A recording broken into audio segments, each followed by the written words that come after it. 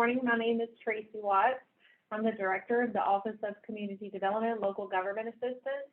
And today we're going to talk about the Local Government Assistance Program and the Community Water Enrichment Fund. I'm going to go ahead and share my screen and we'll start the presentation.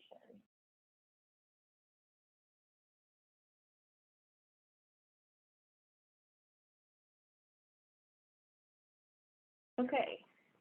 So thank you for joining us today, and we look forward to working with you throughout this whole process.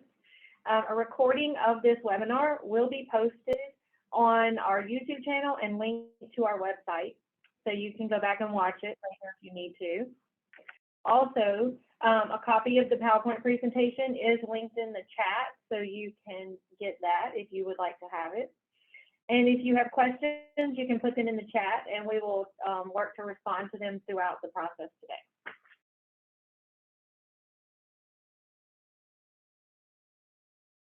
So these are the items we're going to be discussing. We're going to talk about the dates that the online portal is open, the requirements of each program, the grant ceilings and the per parish allocation for each program, items that we feel like are important that we need to make sure you remember, the process that we're following, the required documentation that you have to have, how you would access the online portal, because now we're in our second application period of taking applications through an online portal. We're going to demonstrate the portal, and then we're going to give you the contact information for the program. So the application submittal period, it is open from today, August 23rd, 2022, to November 21st, 2021. The portal will close at 11:59 p.m. on November 21st, 2022. November 21st is a Monday, so that means the portal will be open Monday night, and when it changes at midnight to go to Tuesday, the portal will be closed. No applications will be accepted after the portal is closed. The Local Government Assistance Program provides financial assistance to units of local government in rural areas. The per parish allocation for the 22-23 year for LGAP is $180,000. And here's a listing of eligible and ineligible activities for the program. LGAP has a wide array of eligible activities, so whether it is listed specifically here or not, it could possibly be eligible, but it is very important to pay attention to what is not eligible. Previously incurred debt or improvements to private property, salaries, overtime for government employees, administration, engineering only or planning only projects, these are all not eligible. We also will not pay for projects that are intended for recreational use unless they are infrastructure. The Community Water Enrichment Fund is to provide financial assistance to local units of government solely for the purpose of rehabilitation, improvement, and/or construction projects for community water systems in an effort to provide safe, clean drinking water. Eligible activities have to be related to potable water infrastructure. The per parish allocation for 22-23 of CWEF is $170,000. Again, your eligible activity must be rehab, improvements, or construction or for community water systems. You cannot pay for previously incurred debt, improvements to private property, and so on. It is also important to note that chemicals are not eligible and generators are not eligible. So who is eligible to these programs? All municipalities and parishes that are within Louisiana that are identified by the U.S. Department of Housing and Urban Development as non-entitlement communities are eligible for assistance. So I have listed here the HUD entitlement jurisdictions that are ineligible for the 22-23 year. So if you are one of these entities, then you would not be eligible for the program. The grant ceilings for the programs, you can see that the population categories that apply to the grant ceilings are listed here. There is a place in the online application where you will choose your appropriate category to make sure that make sure you know your current population count for your municipality or parish. Villages can apply for up to 25,000. Towns can apply for up to 35,000. Cities for 50,000. And parishes are eligible to apply for up to 100,000. If a parish is if a parish's incorporated communities combined maximum ceiling amounts are less than the allocation for the entire parish, then the parish can apply for more than 100,000. For instance, if for CWEF there is $170,000 available for the entire parish, and you have a parish with only one municipality and it is a city, they could apply for up to 50,000. That means there would be $20,000 difference between the max for the parish and the max for the city. So the parish would be eligible to apply for that additional $20,000. Here are some important notes that we would like to bring to your attention. LGAP and CWEF monies cannot be spent on improvements to private property. There's a question in the portal that you'll see when we demonstrate the online portal that you're going to respond. You need to read it carefully and respond appropriately. A local government can only have 2 grants open at the same time. While a local government may submit an application for review, we cannot make any additional awards to that local government until one of the 2 open grants has been closed. What we will do is, when we get ready to make an award, we will send you a letter that says you have 2 open awards at this time, and we'll give you 6 months to complete one of those and close them before we move on and deobligate the new award.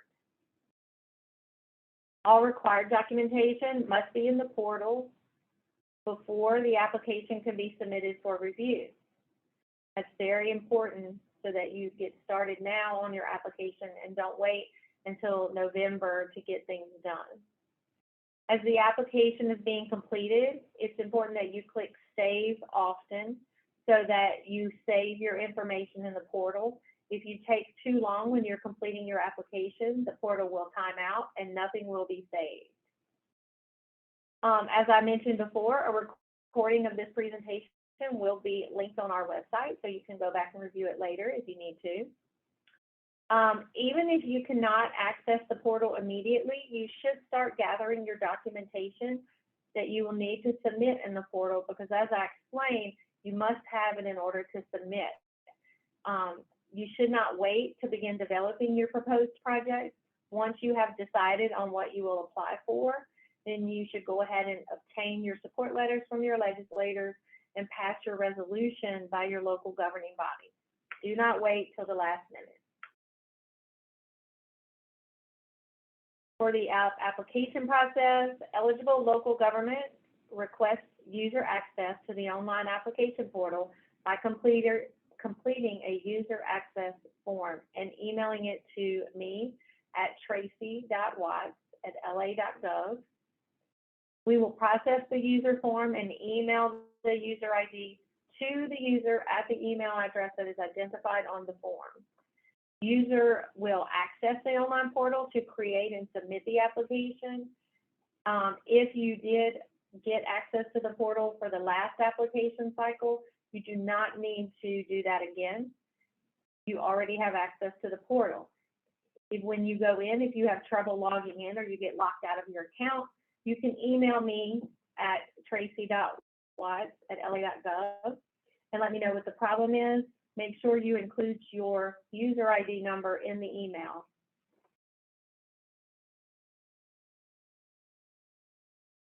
Applications cannot be submitted for review in the online portal until all required documentation is included. These are some things that you're going to need to have to submit your application. The population of your jurisdiction, your House and Senate district number, the estimated number of citizens that will benefit from your proposed project, a budget of your proposed project, including the funding sources, a project description, the resolution of support from your local governing body, a signed local government assurances form, which you will be able to download from the online portal, and then a support letter from your House and your Senate member.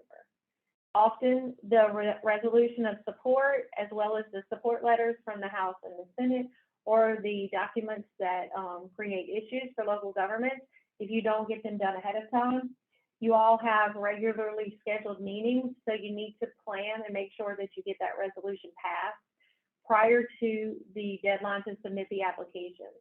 You must have a resolution passed prior to that deadline in order to be considered eligible. This is the user access form that you will complete whenever you're requesting access to the online portal. As I mentioned before, if you previously gained access to the portal, then you still have access. You do not need to complete this form again. If you have trouble logging on, you let us know. For local government, you would enter the name of your local government, such as Port Vincent or Port Barry. For a parish, you would enter the parish in which the local government is located. You need to enter the entire mailing address. That means street address, P.O. box, city, state, and zip. The LGAP vendor number is associated with a profile set up with the state. It identifies how payments are to be received, and it's tied to a bank account if the vendor number is set up for electronic funds transfer. This number usually begins with a 310, so you need to make sure that you include this number so that we know that you have a way to be paid if you're awarded a grant. For the username, you enter the first and last name of the user. For the user last four Social Security number, you will enter the last four of the Social Security numbers of the user. This is strictly for security and is attached to the user ID. It is required. User title should be the job title or position that is held by the user that is requesting access. The user's phone number is the phone number of the user. The email is the email of the user.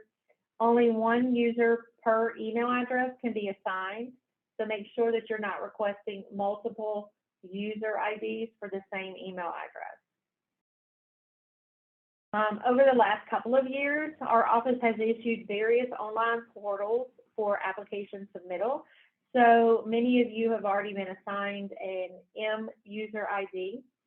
If you are requesting access to the LGAP CWEF portal and you already have an MID assigned, you can include it on this form. If you do not have it, you just leave that blank. We are allowing two people from, we are allowing 3 active IDs in the system for each local government. So if you have someone else that you also need to have access, in the case where you have someone that is out sick or someone leaves the employment, then you have more than one person to have access to the system, that we encourage you to do that. Also, only the users should be logging into the system with their user ID. You should not share your user ID or your password with anyone else. If someone leaves and no longer needs access to the system, you can email me and ask that their user ID be deactivated, and we can do that in the system. So the user will sign and date the form. The name of the chief elected official must be entered, followed by the title of the CEO and the date the CEO is signing the form. And finally, the CEO must sign the form. Please note the statement on the form that the user requesting access is being approved to create, edit, and submit the application by the CEO. This is the web address for the website, and this is a screenshot of what the portal looks like if you haven't been into it yet. This is where you're going to log in with your MID. You would enter your password there. If you have not already set up a password for your M user ID, then you will click on the Wolf Password Maintenance application link on this screen to set up your password. If you get locked out of the online portal at any time, again, you can email me at tracy.watts@la.gov, and ask that the user ID be unlocked. You need to email from the email address that is attached to the user ID and include the user ID in your email. Okay, we're going to do an online demonstration of the portal now. Share. If I can arrange.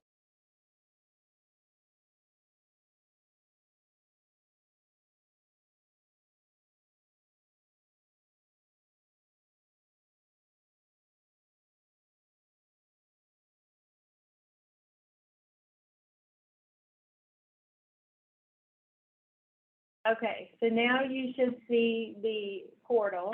This is what it looks like online. So I'm going to log in as if I was one of the users. I went in this morning and I created an application under LGAP. So you can see here, it shows this is the application that was created for 22. This is the application I'm creating for 23, and it shows as created. We included the eligible activities, the ineligible activities, and the per parish allocation numbers here on the screen for your convenience. This information is regarding the 23 program year. So you see here I have an add CWEF application link because I haven't created an application yet for 23. Here, I do not have one for LGAP because I've already created one and started that process for 23. So I'm going to click on Add CWEF Application, and it goes here, and this is the application information screen. There's an application type. It shows I'm in a CWEF application. It shows my applicant entity name, and then I'm going to choose my population. I'm going to enter my district number for my House and my Senate. If there were any other program participants that are involved in this project, if you have a larger project that you're going to be using these funds for, you have other entities that are participating, if there's other water systems, sewer systems, whatever, then you could enter the name of those participants there. Project beneficiaries, so you would choose if you had an estimated number of persons that will be benefiting from your project, you would enter that here. The next question is the proposed project located on and or involve publicly owned property? This is a very important question because we cannot spend the funds on private owned property. Make sure that you're answering the questions correctly, because as we review it in-house, we're going to, we could potentially remove your application for consideration if you're not doing work on public property. So I would answer yes. I would enter my budget information, but let's say I don't have my specific budget information yet, so I'm going to leave that blank right now. But I am going to go down here and my project. So I'm going to say that since this is a CWEF project, it has to be related to potable water infrastructure. So I'm going to say improve, make improvements at the water treatment facility. So I want to go ahead, as we told you, we want you to save often so that it doesn't time out and you lose what you have. So I'm going to go ahead and click save. And now you can see it goes back to the home page, and it shows that I now have a CWEF application that I have created for 2023. So I want to go back in now, and I want to upload my documents. So here's where you see it says no attachment by each one of these documents because I haven't uploaded anything yet. For my resolution of support, when I want to upload it, I will click choose file, and I will go find a resolution of support. Right now, I'm just going to load up what I have, and I'm going to click save. Oops, and I got an error. When I click save, it should save it there, and then it'll show up. So a couple of things I want to mention. If you are working through it and you get the error like that, email me and let me know, and we will get OCS to resolve that. We shouldn't have any problems. Secondly, when you upload documents, you need to be careful and make sure that you're uploading the correct document. We had some people in the past application cycle upload blank documents, which technically will allow you to submit your application. However, we are reviewing each one of these, and if you do not have a resolution of support that is dated prior to the deadline, then we will remove your application from consideration. Same goes for the House support letter and the Senate support letter. If you do not have a letter there that supports your project that is dated prior to the deadline, then we will remove your application for consideration. So it's important that you connect the correct documents in the system. It's important that you begin your processes early enough to have all of the documents that you need. So you can go through, you can upload your documents. As I said, you choose your file, you click and then you save. Once you have everything attached that you need to attach, then you're going to say you want to save and submit. See, it gives me an error because I do not have everything that I need in order to submit. So it will not allow me to do so. Same I can do with my LGAP application. I did save it previously so that I have some information and I can go back in and continue to fill in that information. Since I'm a town, my maximum that I can apply for is $35,000. So I'm going to say that I'm going to put $35,000 in construction. And I'm going to leave it at that. And then I'm going to save. I don't have it in there. Sorry about that issue. We'll have that resolved today. So you should not encounter these issues as you go through. Again, if you do, you just need to email us and let us know, and we'll get that resolved. We did have a couple of issues last year, but I think everybody would say that we did resolve them pretty quickly. This is a reason why you should not wait until the last minute to complete your application. It's important that you get it done early and have it posted so that you don't miss out on the opportunity. I'm going to go ahead and stop share here. Go back to presentation real quick.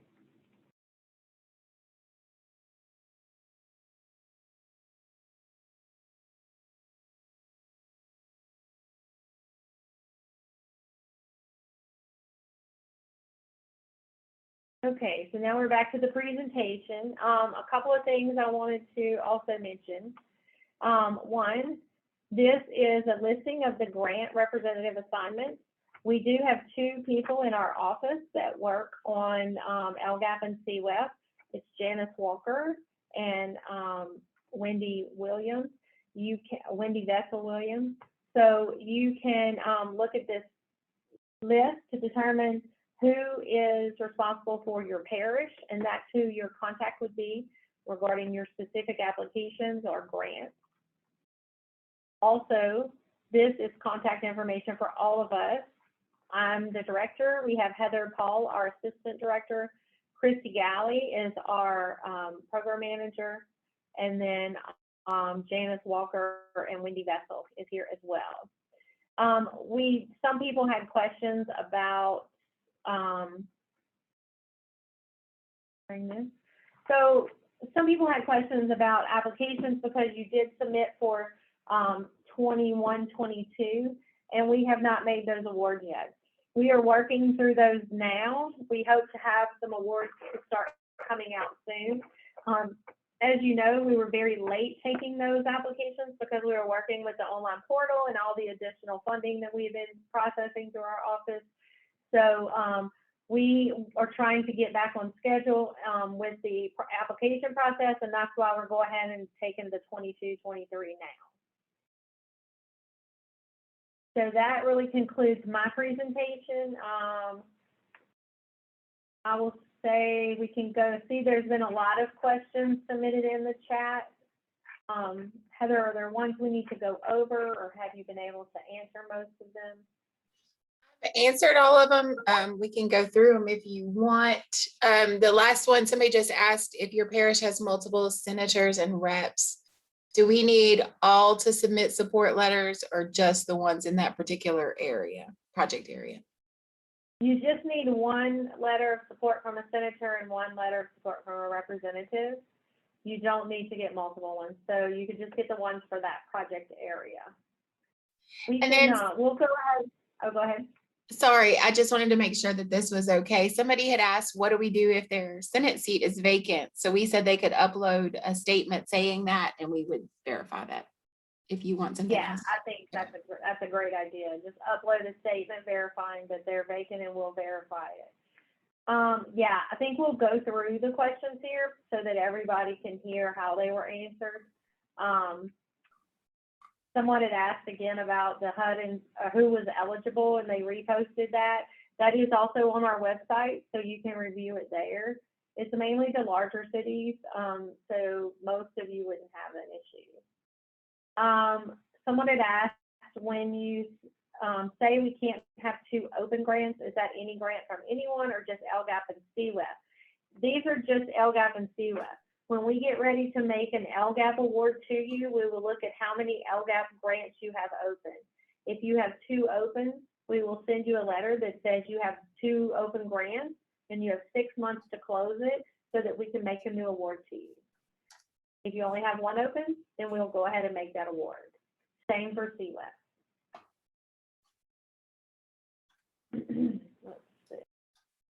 When will we know about the 21-22 grants that we completed in June? Again, as soon as we can get everything processed, we are reviewing applications. There were some issues with people uploading incorrect documents or blank documents, so we've had to disqualify some people, and we've had to get corrected documents for some people. So again, it's important that you make sure you upload the correct, appropriate document, and it's important that you get that resolution and your Senate and House support letters in a timely manner. Remember that the deadline is November 21st, which is a Monday, so you need to get all of that done prior to then. How do we obtain a LGAP vendor number? If you have received grants before, you already have one set up with the state, you can go on the website of the division. So it's doa.la.gov. And you can go to the Office of Statewide Reporting and Accounting Policy. You will be able to go to a link on their screen that is for vendor information, and you can work through there to find your vendor number. If you've had an LGAP or CWEF grant, you could also reach out to Janice or Wendy to see what LGAP vendor number was used previously for your grant. Can the individual water districts apply for CWEF for their water district, or does it have to go through the parish? It has to go through the parish. All of these grants must go to local governments. They always have gone to local governments. So I think in the past, sometimes some of the water districts would put together the application and then the local government would submit it. But they've always, the contracts between the division and the entity has been the division and the local government. So if, let's say a parish has 2 water systems in their parish, and they want to grant access to that someone at that water district to create and submit the application, they absolutely can do so, because remember on that user access form, that chief elected official will be granting that user the permission to create, edit, and submit an application. When that award is made, it will be made to the local government, and the local government will be the one that handles that grant.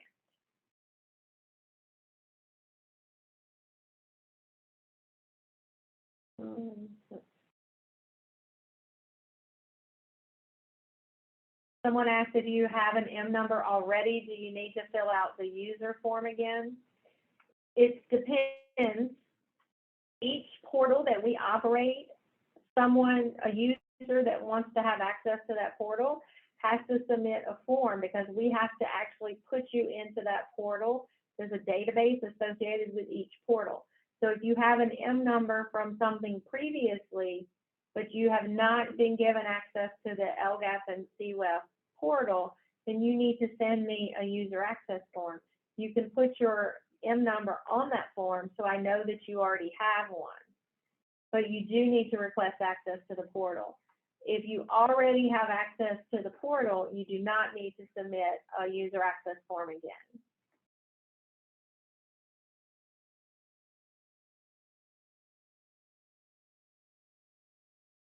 Someone asked about the type of documents that we accept, Word or PDF. It can accept either one. Just remember that when you are doing letters, you're going to need signatures on your letters, so you probably aren't going to have Word documents. You're probably going to have a PDF. Same with a resolution. It needs to be an actual resolution that is signed by the clerk and the mayor, that shows, votes were taken. If it's just a statement that says we passed a resolution and it's signed by the mayor, we're not going to accept that. We're going to ask for minutes from the meeting that show when the resolution was passed. So make sure that you actually have a correct document to load into the system. So there was the question that Heather mentioned about the Senate seat being vacant. You just upload a statement that the Senate seat is vacant, and we will verify that, and we will move from there.